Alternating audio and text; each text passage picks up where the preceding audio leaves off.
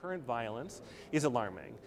And there's a lot to worry about in these countries. The new governments don't have a monopoly on the use of force.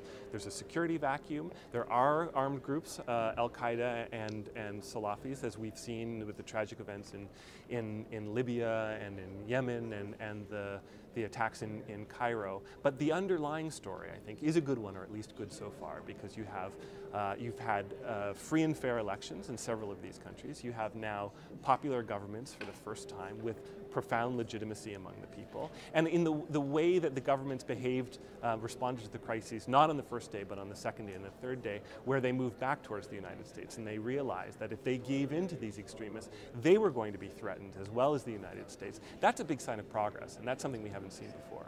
Much of the reason for anti-Americanism in these countries is because the United States supported the dictators who oppressed these countries for so long. If you have, for the first time, governments that are popularly legitimate, and if they have some form of backing from the United States, all of that anger will slowly start to dissipate, I think.